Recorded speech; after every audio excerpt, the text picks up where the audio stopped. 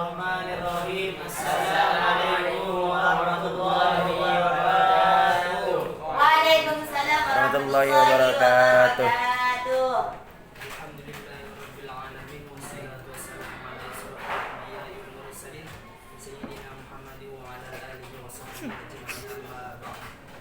Saya di sini sebagai moderator, tidak akan panjang lebar. Saya akan menyusun acara pada pagi hari ini. Acara yang pertama yakni pembukaan, acara yang kedua yakni pembacaan teks materi, acara yang ketiga yakni tanya jawab antara audien dan sahabat saya, dan acara yang keempat yakni penutup. Melanjuti acara yang pertama yakni pembukaan yang akan saya bawa dengan bacaan Bismillahirrahmanirrahim. Melanjuti acara yang kedua yakni pembacaan materi yang akan dibawakan oleh saudara saya yakni Saiful Munir. Waktu dan tempat saya persilahkan.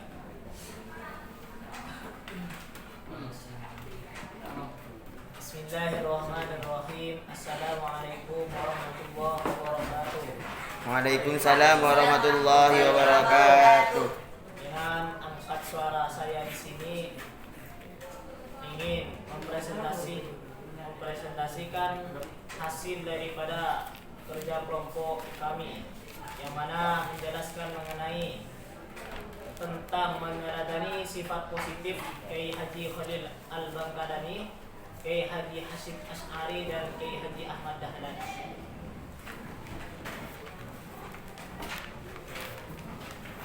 Yang mana penjelasan yang akan kami bahas ini akan dituangkan di dalam sebuah makalah yang nantinya akan terselesaikan. Sebelum itu kami akan menjelaskan mengenai hal tersebut.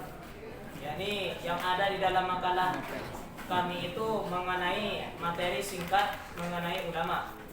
Ulama berasal dari kosakata bahasa Arab dengan mufrad kalimat berupa alimun, yang berarti orang yang mengetahui. Dan setelah dijadikan jamak kalimat tersebut menjadi ulama'u, yang berarti orang yang mengetahui dengan jumlah yang banyak. Saat kita memikirkan tentang ulama, dapat kita lihat dengan sejarah yang ada di negara kita ini, yang mana ulama mempunyai peranan yang sangat penting dalam menyebarkan agama Islam dan ilmu pengetahuan di Indonesia.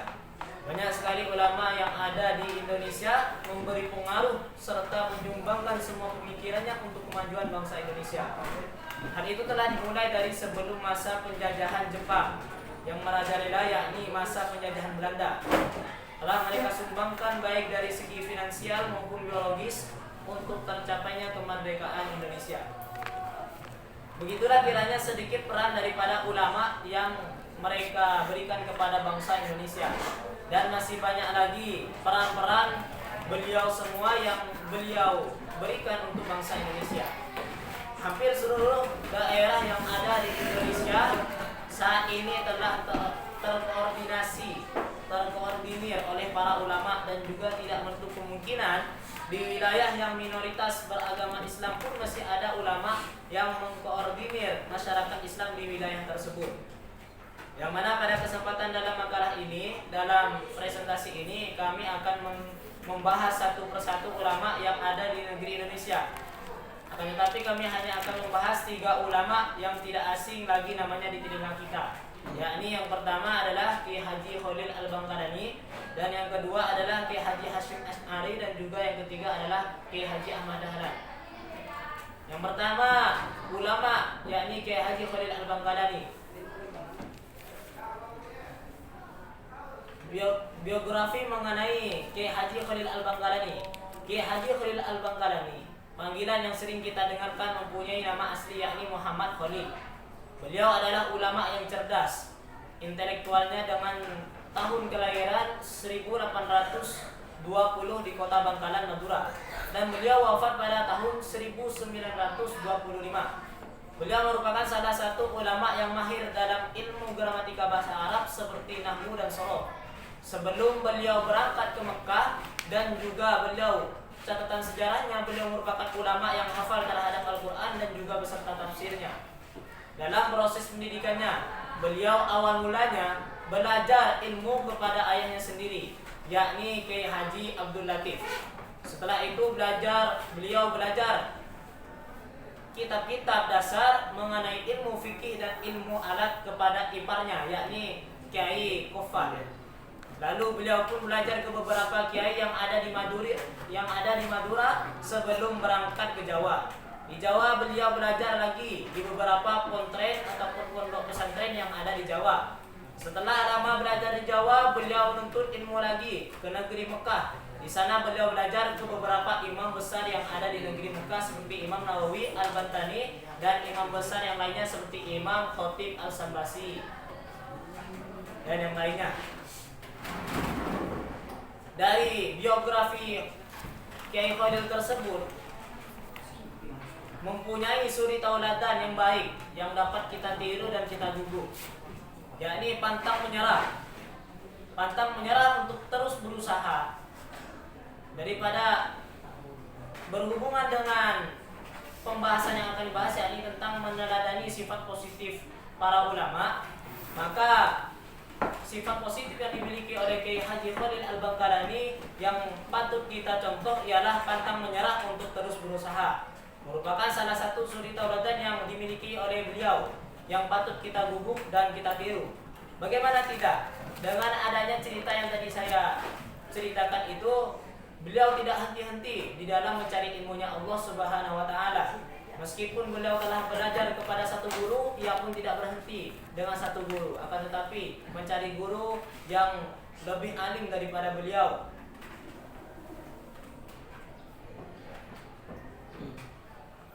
Dengan adanya biografi beliau di atas, dapat kita pahami bahwasanya beliau sukses dalam berbagai bidang ilmu bukan karena baiknya nasab keturunan beliau, akan tetapi pantang menyerah di dalam memperolehnya. Dan tidak lupa pula di dalam setiap proses beliau menuntut ilmu disandingi juga dengan rasa keikhlasan dan ketulusan di dalam belajar maupun beramal, yang mana dengan hal itulah dapat cepat menguasai semua ilmu yang diberikan guru kepadanya. Lanjutnya yang nomor 2, ulama yang nomor 2 yakni Kiai Haji Hasyim Asy'ari. Kiai Haji Hasyim Asy'ari merupakan putra ketiga dari pasangan Halimah dan Ahmad Asy'ari, yang mana Halimah merupakan silsilahnya itu sampai kepada silsilah Joko Tingkir, silsilah Brawijaya keempat, dan Ahmad Asy'ari silsilahnya itu sampai kepada Joko Tingkir. Setelah Kiai Haji Hasyim Asy'ari itu menuntut ilmu ke berbagai tempat, beliau pun dapat mendirikan sebuah pondok pesantren, yang sering disebut dengan pesantren Tebu Ireng yang ada di Jombang. Beliau tidak hanya dikenal sebagai kiai ternama saja, melainkan sebagai petani dan pedagang yang sukses. Dari hasil pertanian dan perdagangan ini, beliau membiayai keluarga dan pesantren yang beliau asuh. Beliau wafat pada tanggal 20 Juli 1947 dan meninggalkan putra-putranya dengan keilmuan yang beliau miliki. Daripada ceritanya Kiai Haji Hasyim Asy'ari tersebut, ada beberapa suri tauladan yang kita dapat petik dari kisah beliau. Yakni yang pertama adalah beliau adalah seorang yang berkhidmat kepada guru. Maka sebagai santri, sepantasnya kita mengikuti ataupun mencontoh daripada suri tauladannya beliau, yakni suri tauladan Kiai Haji Hasyim Asy'ari. Yakni beliau adalah orang ataupun santri yang berkhidmat kepada gurunya. Selain berkhidmat kepada guru, Kiai Haji Hasyim Asy'ari pun juga berkhidmat kepada Negara Kesatuan Republik Indonesia. Dengan cara apa beliau berkhidmat kepada Negara Kesatuan Republik Indonesia? Yakni dengan mengikuti organisasi-organisasi yang ada di Indonesia, seperti mendirikan organisasi yang kita sering dengar, yakni dengan sebutan Nahdlatul Ulama. Itu Nahdlatul Ulama adalah organisasi yang didirikan oleh beliau. Melanjuti kepada ulama yang ketiga, yakni adalah Kiai Haji Ahmad Dahlan. Kiai Haji Ahmad Dahlan lahir pada tanggal 1 Agustus 1868 Masehi di Yogyakarta. Dari kecil memang beliau adalah anak yang cerdas dan kreatif. Beliau mampu mempelajari dan memahami kitab yang diajarkan di pesantren secara mandiri. Beliau dapat menjelaskan materi yang dipelajarinya dengan rinci sehingga orang-orang yang mendengarkan penjelasannya sudah mudah untuk dimengerti dan dipahami. Beliau juga sudah mampu membaca Al-Quran dengan tajwidnya pada usia 8 tahun. Setelah itu pun beliau berguru kepada guru-guru yang lebih sepuh seperti yang ada di negeri Mekah ataupun di negeri Jawa. Dan suri tauladan daripada Kiai Haji Ahmad Dahlan itu yang dapat kita petik ialah beliau merupakan orang yang semangat dalam menciptakan masyarakat Islam yang sejahtera. Beliau adalah orang yang sangat bersemangat di dalam hal untuk menciptakan masyarakat itu sejahtera. Seperti pada ceritanya itu, beberapa sekolah, panti asuhan, rumah sakit dan penerbit. Pernah suatu jamaah bertanya kepada beliau, kenapa Kiai membahas surah Al-Ma'un dilakukan berulang-ulang? Beliau menjawab, saya tidak akan berhenti menyampaikan surah itu sebelum kamu semua terjun ke masyarakat menyampaikan surah itu, sebelum kamu semua terjun ke masyarakat mencari orang-orang yang perlu ditolong. Bentuk-bentuk pelayanan di sini terbagi menjadi 3 bidang, yaitu pendidikan, sosial, dan keagamaan. Pertama, di bidang pendidikan, lembaga pendidikan Islam harus diperbaharui dengan metode dan sistem pendidikan yang lebih baik.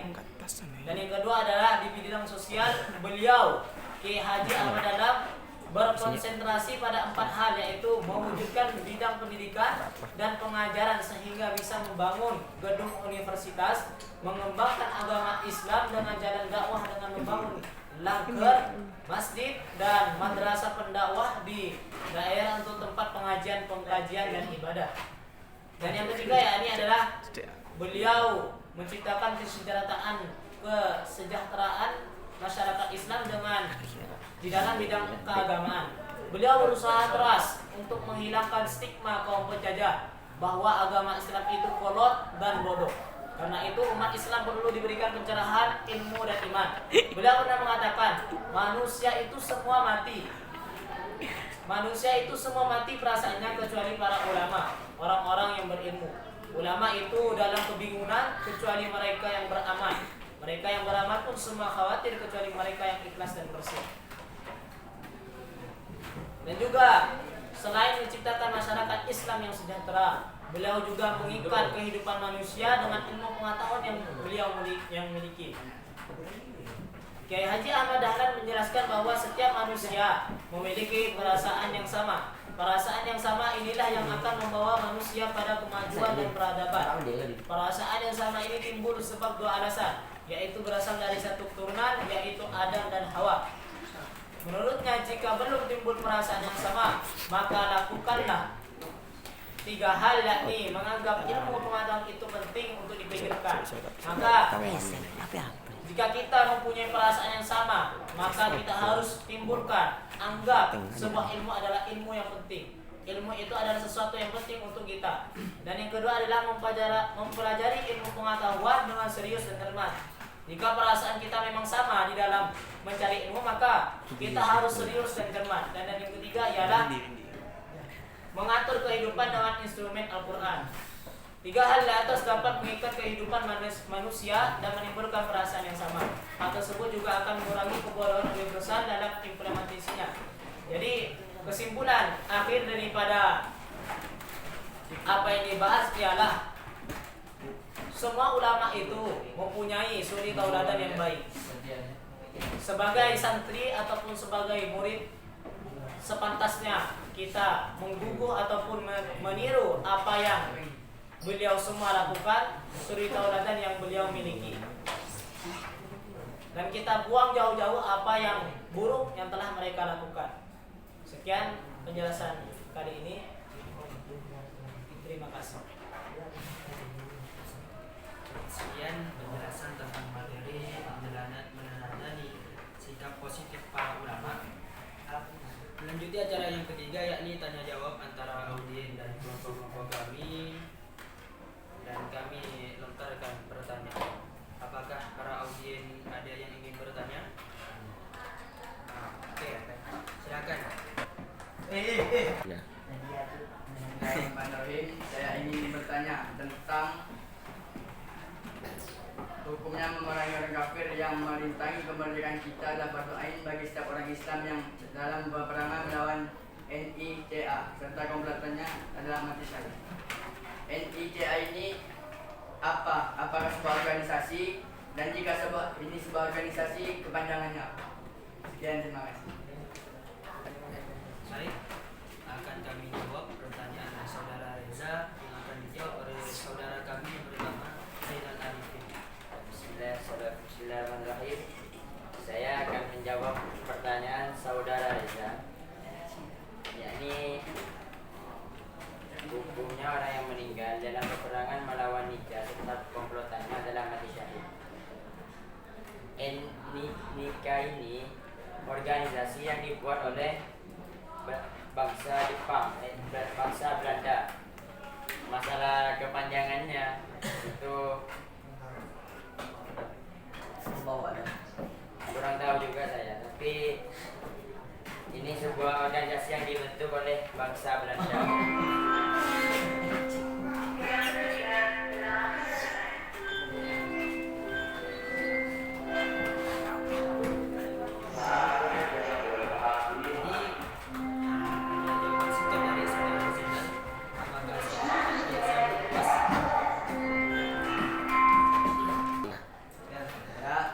Kalau memang NICA ini adalah sebuah organisasi, apa tujuan bangsa Belanda ini mendirikan organisasi NICA tersebut? Sekian. Bismillahirrahmanirrahim. Jawab dari pertanyaan saudara Reza yang bertanya mengenai tujuan organisasi NICA itu. Karena ini pelajarannya tentang akhlak, tentang akidah akhlak, maka yang ada di sini seperti hukumnya meninggalkan, yang ada sejarah di sini itu yang dijadikan poin itu bukan sejarahnya, akan tetapi sifat ataupun sikap positif yang dapat diambil daripada cerita yang telah diceritakan ataupun dijelaskan.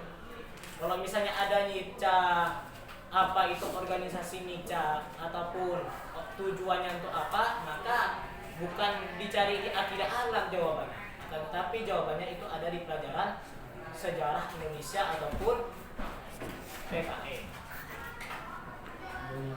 Nah, ini hanya menceritakan sedikit, dan cerita ini adanya untuk diambil poin penting ataupun sikap ataupun suri tauladan daripada cerita yang ada. Maka kalau diminta jawaban seperti itu, maka mungkin yang jawab pun tidak akan tahu, karena ini pelajarannya tentang akidah akhlak. Kalau misalnya nanti tentang sejarah Islam, sejarah Indonesia, maka akan dikasih tahu apa tujuannya. Sekian. Oke, apakah saudara Reza benar-benar menerima jawaban dari saudara Saiful Munir? Kalau memang penjelasan ini ada di sejarah Indo, ya saya minta penjelasan sepengetahuan dari penjawab. Sekian. Bismillahirrahmanirrahim. Yang saya ketahui dari organisasi NICA ini adalah organisasi yang dibentuk oleh bangsa Belanda, yang mana NICA ini lebih kepada menyengsarakan rakyat. Adanya itu menyengsarakan rakyat Indonesia, tidak ada memberikan sesuatu yang bermanfaat sama sekali kepada bangsa Indonesia. Maka di sini diberi tahu hukumnya meninggal dalam peperangan melawan NICA itu adalah mati syahid. Karena anggaplah NICA itu adalah orang kafir yang memerangi kita, maka hukumnya adalah mati syahid jika kita itu mati di dalam melawan NICA. Karena NISA itu adalah organisasi yang menyengsarakan rakyat Indonesia. Seperti itu. Sudah puasa. Oke, apakah Saudara. Reza menerima dari jawaban saudara kami yang di Saiful Munir? Saya menerima saya menerima baik atas jawaban dari Saiful Munir. Terima kasih untuk jawabannya, saya sangat puas dengan jawabannya. Sekian, terima kasih. Oke, apakah selain saudara Reza ada yang ingin bertanya lagi? Ya. Bismillahirrahmanirrahim. Saya ingin bertanya kepada kelompok 4 tentang pidato Kiai Hasyim. Apa yang dimaksud dengan tidak akan surut seujungan rukun? Yang dimaksud tidak akan surut seujungan rukun itu apa? Sekian, terima kasih. Ya. Bismillahirrahmanirrahim. Tidak akan sesuai dengan rukun. Maksudnya ialah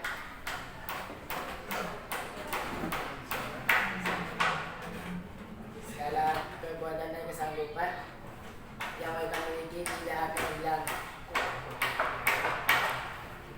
dan tidak akan pernah pantang menyerah. Jadi sekian.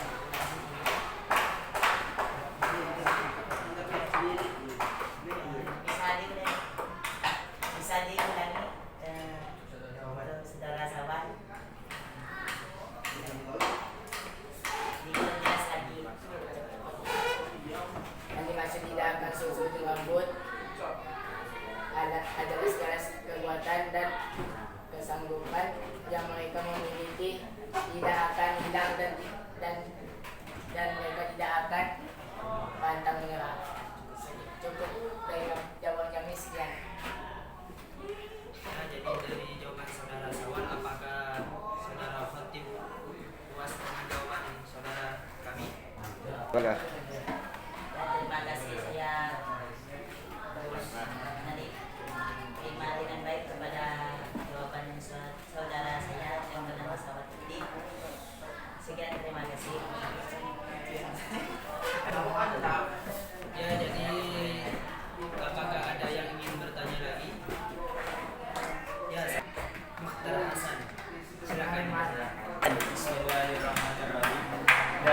Dalam meneladani sifat Kiai Haji Hasyim Asy'ari, di situ salah satu teladan dari Kiai Haji Hasyim Asy'ari adalah berkhidmat pada negara kesatuan Republik Indonesia. Coba Anda sebutkan kontribusi apa yang telah diberikan oleh Kiai Haji Hasyim Asy'ari pada negara. Bismillahirrahmanirrahim. Menjawab daripada pertanyaan Ustaz Hasan Jami mengenai apa kontribusi seorang Kiai Haji Hasyim Asy'ari jika memang beliau adalah orang yang berkhidmat kepada negara kesatuan Republik Indonesia. Maka jawabannya ialah Kiai Haji Hasyim Asy'ari adalah salah satu orang. Tadi kata saya yang jelaskan sebelumnya itu yang dibahas bahwasanya Kiai Haji Hasyim Asy'ari itu merupakan seorang yang memberikan fatwa untuk negara. Sekarang itu mufti. Kalau misalnya di negara-negara Arab itu kan ada muftinya. Ada orang yang memberikan fatwa ataupun menentukan apa hukumnya ini. Maka Kiai Haji Hasyim Asy'ari pun juga seperti itu, seorang yang memberikan fatwa. Dan selain itu, Kiai Haji Hasyim Asy'ari juga telah mendirikan sebuah organisasi yang organisasi itu demi kemaslahatan negara Indonesia, yakni organisasi Nahdlatul Ulama. Seperti itu. Ya, Pak. Ya, cukup sekian dari saudara sebelumnya. Apakah saudara Mukhtar bisa menerima jawaban dari saudara kami?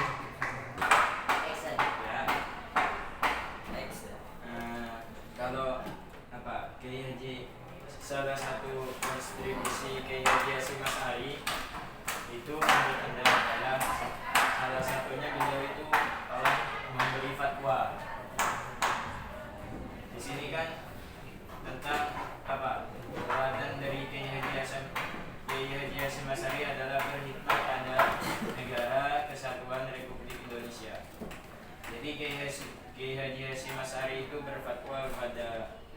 rakyat Indonesia untuk jihad misalnya.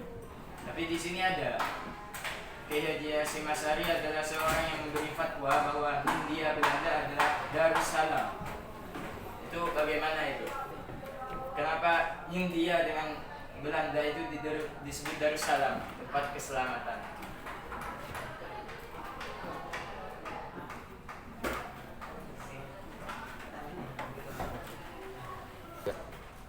Menanggapi daripada surgahannya Islam mengenai Kiai Haji Hasyim Asy'ari yang memberikan fatwa bahwasanya Hindia Belanda adalah Darussalam. Ini ada itu di dalam cerita itu. Kenapa sampai Kiai Haji Hasyim Asy'ari itu memvonis bahwasanya Hindia Belanda, negara Hindia Belanda pada zaman itu adalah negara yang Darussalam, tempat yang memberikan keselamatan. Maksudnya apa? Ya, negara Belanda, Hindia Belanda itu memberikan kebebasan kepada umat Islam untuk menjalankan syariat Islam yang ada, seperti sholat, zakat ataupun yang lain itu oleh Hindia Belanda tidak dilarang.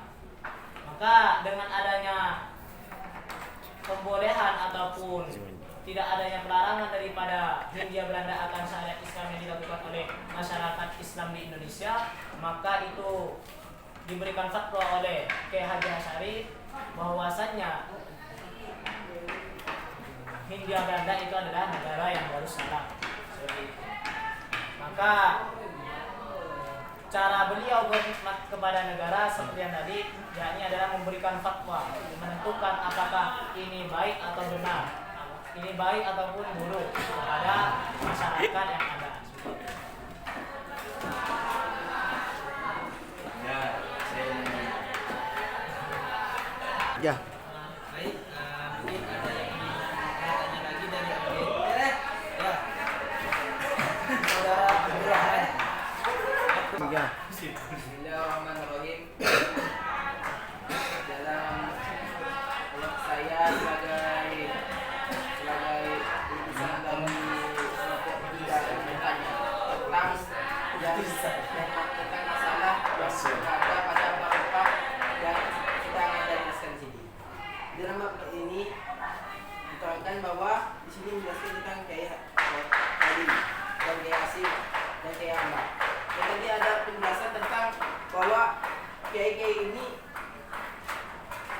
sangat berpengaruh terhadap kemerdekaan yang berada pada negara kita ini. Lalu pertanyaan saya, ini kan tentang penjelasan tentang akidah akhlak. Bagaimana? Pertanyaan itu bagaimana sifat positifnya atau akhlak-akhlak yang dicantumkan oleh kiai-kiai ini terhadap penjajah tersebut. Walaupun penjajah itu musuh kita, tapi kan bahwa akhlak itu kan kita berakhlak ke orang itu tidak pandang milih. Apakah kita tetap harus berakhlak terhadap penjajah tersebut atau kita tidak berakhlak? Sekian dari saya. Jadi yang ditanyakan oleh saudara Abdurrahman itu bagaimana akhlak yang dilakukan, yang diamalkan oleh para ulama tadi kepada penjajah seperti itu ya? Ya, betul. Kan harus tetapi kata saudara Abdurrahman itu akhlak itu kan tidak pandang pilih, maka dengan penjajah juga harus berakhlak. Dan jawaban itu saya serahkan langsung kepada saudara saya ini Zainal Arifin. Untuk masalah berakhlak kepada orang yang ingin menjajah ataupun musuh, maka kita bukannya berakhlak dengan baik, akan tetapi harus memberikan perlawanan demi membela negara kesatuan kita. Karena jika kita tidak membela terhadap negara kita ataupun berakhlak baik kepada mereka, maka kita akan mati dikalahkan dengan mudah oleh musuh kita. Karena kita terlalu baik kepada mereka. Jadi seperti itu jawabannya.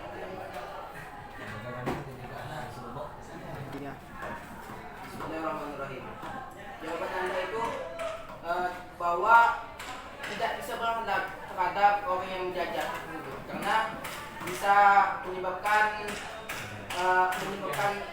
kekalahan terhadap musuh. Apakah misalnya ada musuh itu? Tapi kan kita suatu musuh, setiap manusia itu kan memiliki sifat yang berbeda-beda. Sedangkan kita tidak menemukan atau tidak tahu sifat ada bahwa ada kalanya tidak semuanya itu orang Belanda itu yang jahat. Tidak semuanya yang jahat.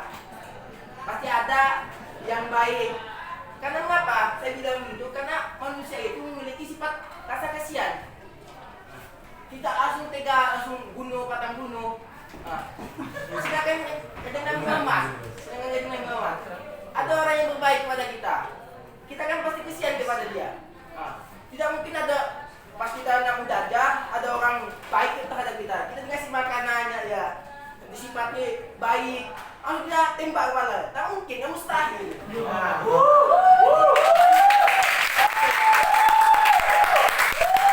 Tapi tak masuk akal. Dah. Tiga. Ya, dengan saudara Abdurrahman, Anda ini menambah pertanyaannya tadi. Pertanyaan pertama itu adalah musuh, bukan sesama musuh yang baik. Tadi pertanyaan pertama itu musuh yang jelas. Makanya saya bilang kita harus bukan berakhlak yang baik kepada mereka, tetapi memberikan perlawanan. Kalau untuk masalah seperti yang Abdurrahman katakan, maka tergantung dari yang kita ajak bicara. Misalnya ada orang yang tidak kita kenal, tiba-tiba kita ingin menanyakan ada perlu apa ataupun bisa kita bantu gitu. Ya kalau bertemu seperti itu kita harus berakhlak baik kepada dia, karena belum tentu dia itu musuh ataupun kawan. Akan lebih baiknya kita berakhlak baik terlebih dahulu kepada mereka. Cukup sekian. Saya mau menambahkan dari jawaban Zena. Jadi yang pertama kali Anda tanyakan ialah bagaimana kita berakhlak kepada musuh ataupun penjajah. Itu yang pertama kali Anda tanyakan. Setelah itu ada tambahan setelah pertanyaan yang pertama, yakni kan ada penjajah yang baik, berarti kan ada tambahan. Secara global penjajah itu adalah orang yang buruk ataupun orang yang jahat. Sedangkan orang yang baik ataupun penjajah yang baik itu adalah orang yang baik, bukan penjajah namanya. Tetapi jika itu hanya tipu muslihat, baiknya itu hanya tipu muslihat. Jika nanti suatu saat kamu itu berbuat baik kepada orang yang pura-pura baik, maka akan dicatat amal oleh Allah Subhanahu wa taala apa yang kamu kerjakan. Tapi kamu seandainya ya, misalnya saya bermusuhan sama kamu, sama Anda, Abdurrahman. Tapi Abdurrahman ini adalah musuh yang baik sama saya, tapi hanya pura-pura. Saya tetap berakhlak kepada Abdurrahman karena anggapan saya itu Abdurrahman adalah orang yang baik. Maka akhlak saya itu dicatat amal oleh Allah karena saya tetap baik kepada Abdurrahman. Tapi kalau nanti suatu saat beliau bunuh saya dari belakang, maka saya akan dikatakan orang yang mati sakit. Karena perbuatan itu tidak diketahui oleh saya gitu. Maka yang saya jelaskan bahwasanya jika musuhnya itu memang namanya musuh, maka jangan kita berakhlak, kita harus lawan gitu. Jangan sampai kita berakhlak kepada mereka dan kita akan diinjak-injak oleh mereka karena kita terlalu baik sama mereka. Seperti itu. Ya. Bismillahirrahmanirrahim. Dalam pertanyaan saya yang pertama, bagaimana sifat para kiai ini yang tercantum dalam bab 4 ini yang bersifat akhlak terhadap penjajah. untuk kita ketahui bahwa Indonesia itu dijajah oleh Belanda itu bukan hanya 1 tahun atau 2 hari. Itu penjajah Belanda menjajah Indonesia itu bertahun-tahun. Perlu diketahui. Jadi bagaimana? Sedangkan ada penjajah itu awal-awalnya itu kan ada waktu lama, maksudnya waktu lama di sini perjalanan lama untuk menuju kemerdekaan, menuju menjajah atau pendapat penjajah tersebut. Bagaimana sedangkan kita itu menjajah itu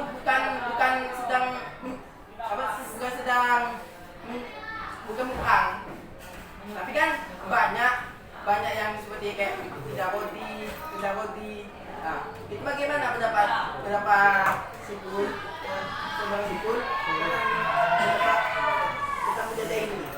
Bahwa bukan semua penjajah itu bahwa langsung berperang, langsung menyerang, langsung menghancurkan, bukan seperti kayak Palestina terhadap Israel. Nah, bukan kayak gitu. Yang pertanyaan ini bahwa Belanda itu menjajah terhadap Indonesia itu kan cukup memakan waktu yang lama.